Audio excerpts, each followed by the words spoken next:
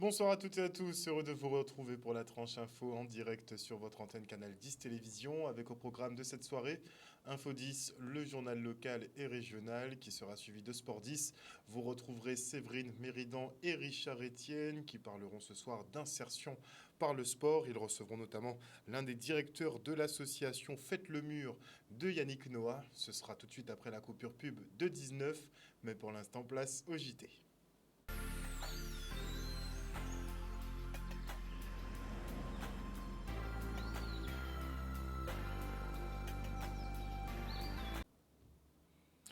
Nous sommes le vendredi 24 mars 2023 et on débute avec cette phrase « Quitte à se faire saigner, autant que ce soit utile ». Voilà l'un des slogans utilisés par les infirmiers libéraux en colère qui ont fait un don du sang aujourd'hui. Un acte pour dénoncer le manque de considération envers leur profession depuis plus d'une décennie. Selon le syndicat IDEL, la nomenclature générale des actes professionnels est obsolète, incompréhensible et source d'erreurs. C'est sans compter le gel des indemnités forfaitaires de déplacement depuis 2012 et les ciblages incessants effectués par la sécurité sociale. Ils demandent aussi l'abrogation de la loi de finances de la sécurité sociale. On fait le point. Un mouvement national des infirmiers libéraux en colère qui a pris naissance en décembre 2022 en métropole et nous sommes ici pour demander une reconnaissance, une revalorisation de notre travail. Nous avons dans un premier temps déjà envoyé des courriers au président, aux maires, aux députés, aux sénateurs. Nous avons mis en place des réseaux sociaux sur Facebook, sur Twitter, les infirmiers libéraux en colère. Et nous avons mis en place des actions comme aujourd'hui qui est de donner notre sang, quitte à se faire saigner autant que ce soit utile. Donc le prochain mouvement à venir est une marche au flambeau et nous aimerions que nos instances et notre gouvernement nous entendent et nous considèrent et viennent discuter avec nous. Je tiens à informer la population, les patients que je soigne, que c'est vrai qu'ils ne se rendent peut-être pas compte, mais je suis payée 2,50 € brut le déplacement, peu importe le kilométrage. Sachez que ça doit faire 1,10 € net et au prix du litre de l'essence, nous ne sommes pas gagnantes du tout. Donc les patients qui habitent loin, les prises en charge, forcément nous faisons des efforts de déplacement. On a les AMI, les AIS qui sont les actes de cotation de base de notre NGAP avec lesquels nous télétransmettons pour pouvoir être payés, qui n'ont pas été revus depuis 2009, pour lequel un acte simple, je vous donne par exemple un pansement, un AMI 2, c'est coté 6,60 € brut. Alors le message qu'on aimerait faire passer à la population, c'est que maintenant, la population est de plus en plus vieillissante et a un souhait de rester à domicile. Nous sommes dans un carrefour ambulatoire qui est à son apogée. Donc nous avons de plus en plus besoin de l'infirmière à domicile pour s'occuper de ces personnes âgées. Et si nous ne sommes pas valorisés ni reconsidérés, il n'y aura plus d'infirmières d'ici quelques années. Et on enchaîne avec le débrayage d'une soixantaine de salariés de la société Sopharma. Ils réclament un alignement de la revalorisation salariale sur celle obtenue par leurs collègues de la Martinique. Sur l'île Sœur, ils bénéficient de 2,5%, alors qu'ici en Guadeloupe, les agents n'ont droit qu'à 1,5%. Une disparité qu'ils n'acceptent pas. Regardez. Depuis hier, nous bloqués. Nous attendons la direction pour nous appliquer l'harmonisation là. Nous pas une discussion avec la direction. Ils disent qu'il n'y a pas qu'à discuter quoi. Donc, fait nous suivre ça, ils disent. Sinon, donc, nous pas une discussion à part de ça quoi.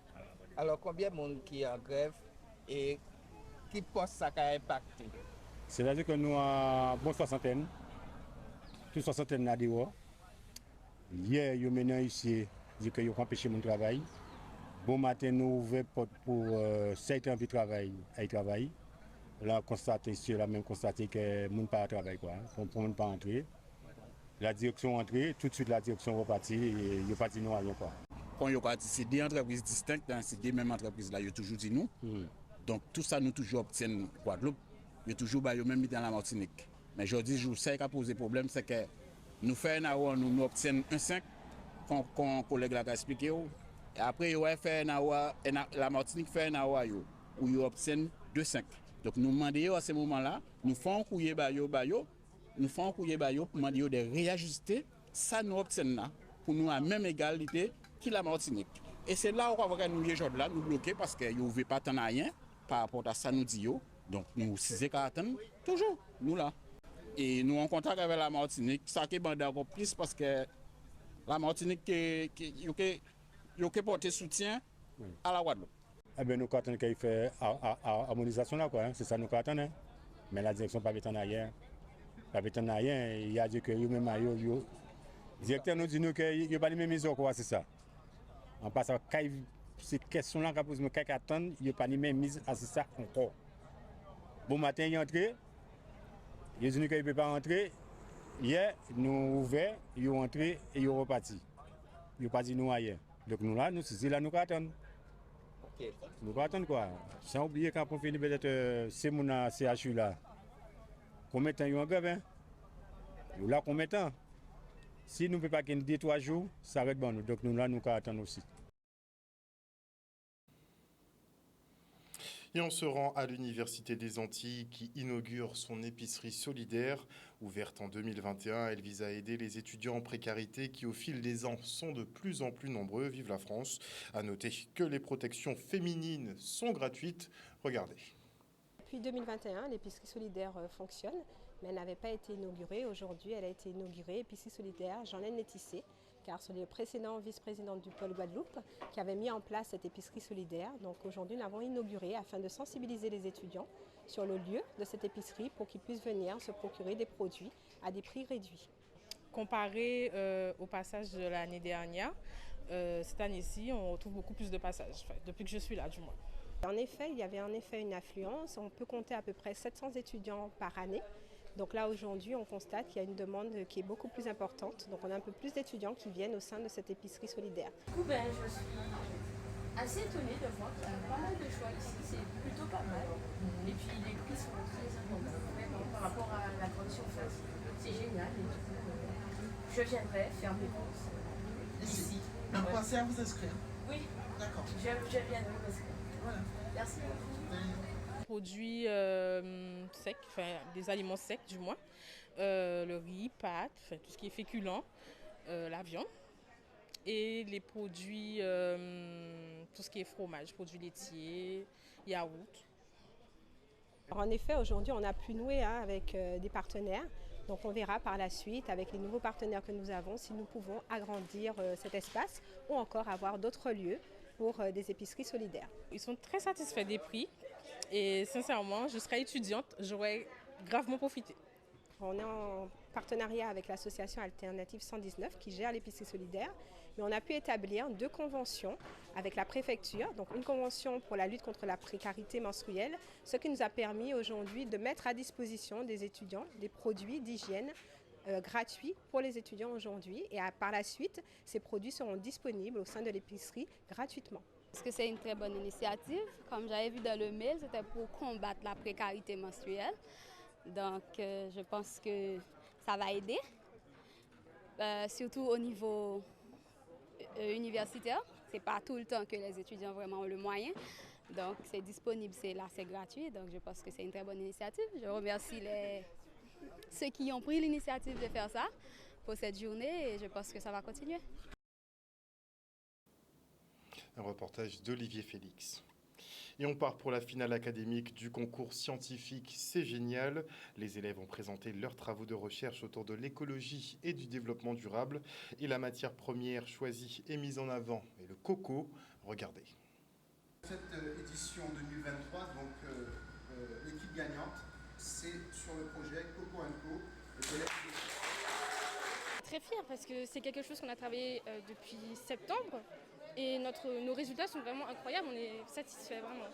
Si on va au niveau national, notre charbon actif n'a pas pu être concluant, mais si on passe au niveau national, on pourrait envoyer nos tests à l'Institut Pasteur et ils pourraient tester notre charbon actif pour voir s'il permet de filtrer l'eau et ainsi le chlordécone.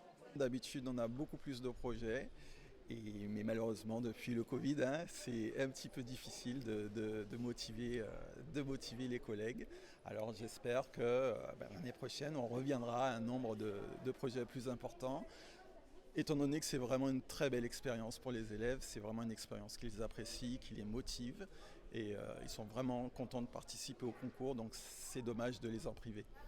Je vais être honnête avec vous, moi ça fait 5 ans que je participe au concours C'est Génial en tant que jury et chaque année c'est toujours difficile justement de faire la différence entre les élèves parce qu'on voit leur investissement, on voit qu'ils sont passionnés par leur projet et oui c'est toujours difficile de faire, de noter les élèves par rapport aux autres, mais bon quand on voit que quand même il y a des projets qui sortent un peu du lot, où il y a l'investissement qui est encore plus important, où il y a de la méthodologie, il y a de l'innovation et donc c'est en général ce genre de projets qui vont sortir du lot par rapport aux autres, quoi. Mais tous les projets sont bons bien sûr. On dit que c'est un concours donc le but effectivement, c'est de trouver des projets innovants, des projets intéressants. Et effectivement, ça permet aux élèves vraiment de proposer de très bonnes idées.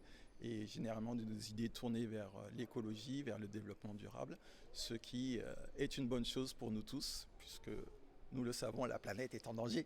Effectivement, vous avez pu constater qu'à travers ce projet, ils se sont investis dans différents axes. Ils ont mené différents travaux de recherche qui ont amené à des résultats qui sont concrets et qui leur a permis justement de valider ou d'infirmer des fois des hypothèses qu'ils avaient proposées. Et donc à travers ce projet, on a pu voir l'utilité des déchets végétaux extraits de la noix de coco et une sorte de rentabilité positive, une sorte de manière de bien exploiter cette noix de coco, quoi. J'espère surtout que ce projet va être diffusé au plus grand public parce que justement, peut-être que des petites entreprises ou des entreprises plus grandes vont justement se saisir de l'occasion que nous ont présenté ces jeunes pour pouvoir justement travailler avec eux et développer ce projet à échelle industrielle ou à échelle locale pour pouvoir justement mettre en œuvre des stratégies qui permettent de rentabiliser justement ces déchets verts qui sont produits grâce à la noix de coco. Et dans le cadre du Conseil national de la refondation, l'école maternelle de la Pointe-à-Bacchus à Petit-Bourg lance l'opération Lisons en famille. L'objectif est clair, remettre la lecture et le livre au cœur des foyers. Regardez. Nous sommes à l'école de Pointe-à-Bacchus, l'école maternelle de Pointe-à-Bacchus, où nous recevons la rectrice d'académie, puisque la ville de Petit-Bourg, par le biais de cette école, a été retenue dans le cadre d'un appel à projet. Et le projet qui a été retenu, c'est celui qui est présenté par le directeur de cette école, M. Lapin, un projet qui est identifié « Lisons en famille ». Lisons en famille parce qu'effectivement, on se rend compte des difficultés de lecture, des difficultés d'expression de nos enfants qui quelquefois ne maîtrisent pas le langage parce qu'ils sont un petit peu éloignés de la lecture, parce que dès leur naissance, ils n'ont pas eu cette pratique de lecture. Donc ce projet consiste véritablement à allier la lecture à la fois sur format numérique mais sur format papier et qui permet aux parents et aux enfants d'être dans une démarche beaucoup plus ludique et faire de sorte à la fois que les parents eux-mêmes initient leurs enfants à la lecture parce qu'ils leur montreraient le chemin. Donc ce serait un apprentissage pour les parents, mais aussi un plaisir pour les enfants d'apprendre à lire et de mieux corriger le langage ensemble avec leurs parents. Alors dans le cadre du Conseil national de la refondation, où il s'agit de réfléchir sur l'école et sur des projets autour de l'école, j'ai souhaité venir dans cette école qui a déposé un projet autour de Lisons ensemble, mais également sur sa bibliothèque.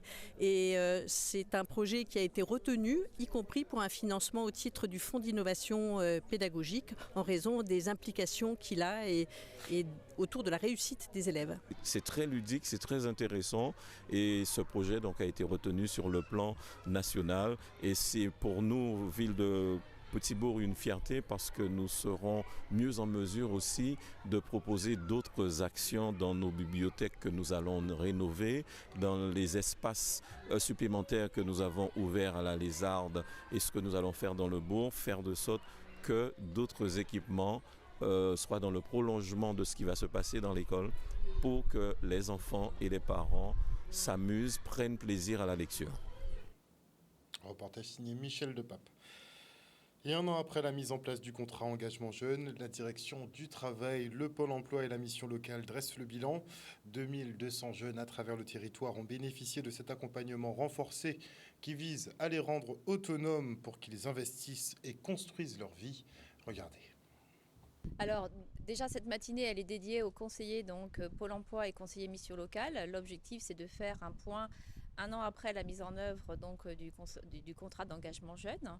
Et aujourd'hui, l'objectif, c'est vraiment de mieux coordonner nos actions, de faire un état des lieux, ce sur quoi effectivement on a travaillé à destination des jeunes Guadeloupéens, et de voir comment on peut mieux répondre à leurs attentes en 2023. Le contrat d'engagement jeune, c'est un contrat d'accompagnement renforcé que nous avons mis en place en 2022 avec l'État et Pôle emploi, notre partenaire.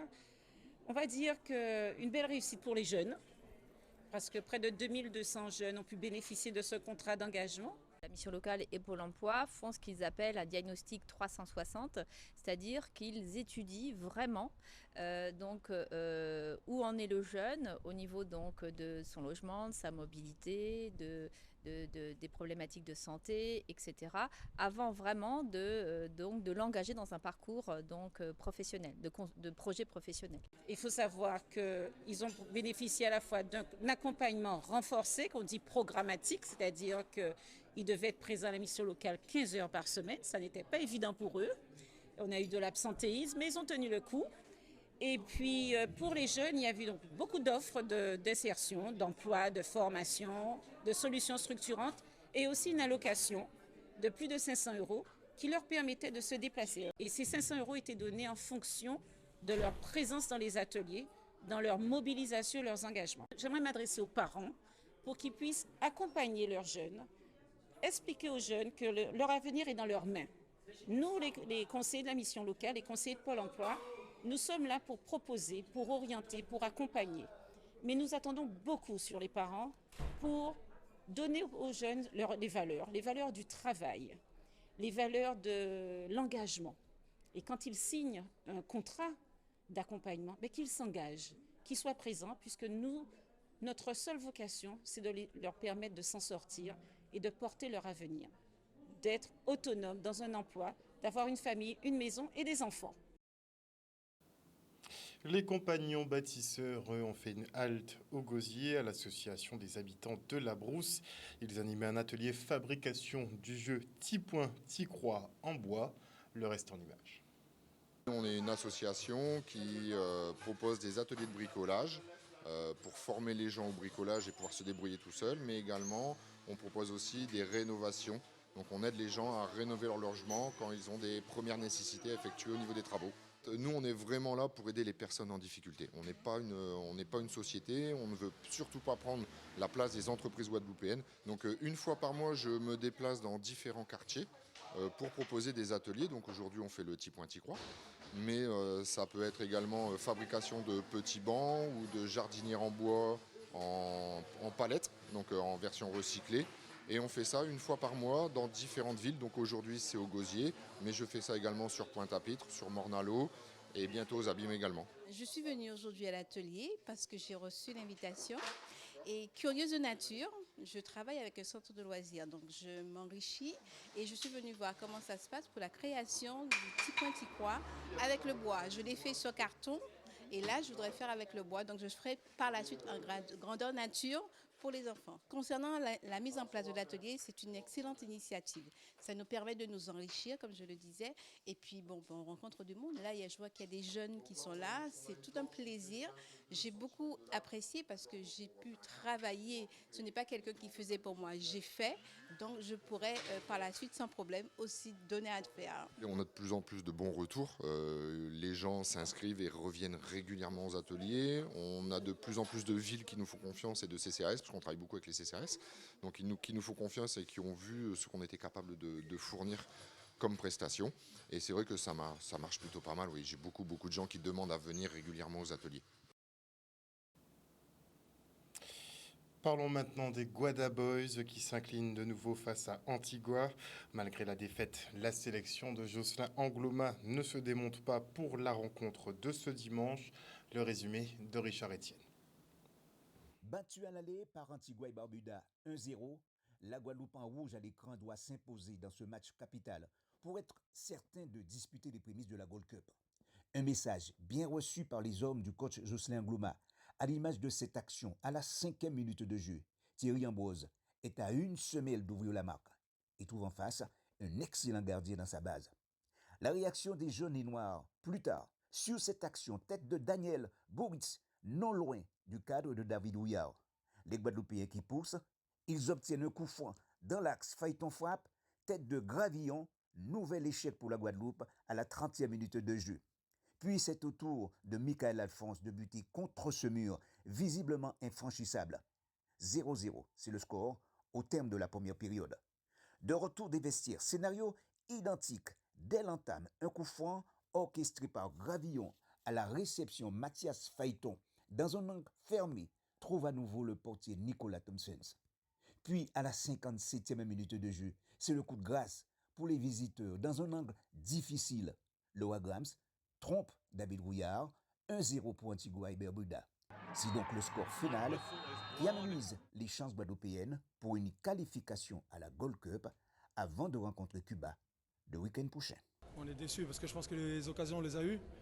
Au final, on ne les met pas au fond. Et puis eux, comme à l'aller, ils ont peut-être 2 occasions sur le match. Et puis on se fait punir. Cette équipe a été réaliste, nous pas du tout. Vu le nombre d'occasions qu'on a eues, on aurait pu, malgré le fait qu'on a commis pas mal d'erreurs, on aurait pu gagner ce match, mais malheureusement on l'a perdu. Quelquefois il faut savoir peut-être aussi faire match nul, on ne gagne pas mais on ne perd pas. À l'arrivée on s'est mis en difficulté, mais maintenant il faut tout faire en sorte pour pouvoir gagner à Cuba. Je pense qu'on ne doit pas perdre un match comme ça, surtout qu'on est là, on joue la plupart à haut niveau, on n'a pas le droit de perdre un match comme ça. Mais voilà, on ne va pas commencer à pleurer, raconter des conneries. On a perdu 1-0 ce soir, il y a un match dimanche, on n'est pas encore éliminé. Ils reviennent à égalité de points avec nous. Il y a un match, une vraie finale à aller gagner dimanche et je peux vous dire qu'on est déjà la tête dessus. Très bien. Et voilà, chers téléspectateurs, nous sommes arrivés au terme de ce journal. Merci pour votre fidélité à ce programme. N'oubliez pas que sur Canal 10 Télévision, vous faites l'information que nous diffusons. Le JT revient lundi à 18h30. Passez un bon week-end sur notre antenne. Bisous tout le monde.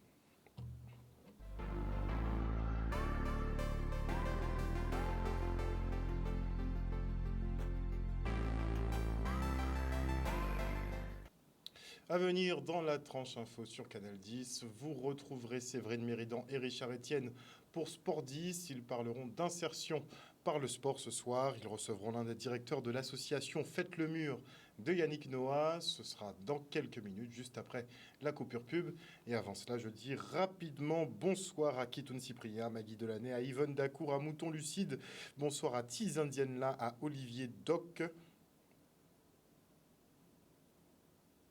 On verra. Bonsoir à Mieli Pop, bonsoir à Claudie Giraud-Girard, à Lina Wild, bonsoir à Fabien Média 97, bonsoir à Lucette Belgrade, à Marie-Lou, bonsoir à Germina Dorothée, à Dominique Landry, à un officiel, Milénis, bonsoir à Génagior, à Viviane Jean-Kiwa, bonsoir à Tinanou Stéphie, à Alexandra Lambert, à Joyce Cabot, à Vladimir Vainqueur, bonsoir à Jimmy Kamagouva Aliar, bonsoir à Mieli Pop, Général Franck Abar, bonsoir à Joyce Cabot, à Enziman, bonsoir à Mieli Pop, à Yvonne Dacour, à Gilberte Montagne, à Sylvaine Cassin, bonsoir à Perle de Caruquera également, à Loïc Fanchon, qui d'autre bonsoir à Marcel Neuilly, à Moki Kimo, bonsoir également à qui Marie-Joseph Magui et Dimitri Gobardan, ainsi que Julie Noglode, Céline Vincent, Tel Hugues et Patrice Mathurin, félicité, ainsi que Manuel Stanislas. Désolé, vous êtes trop nombreux, donc on va écourter pour ce soir, mais on se retrouve la semaine prochaine. Bisous tout le monde.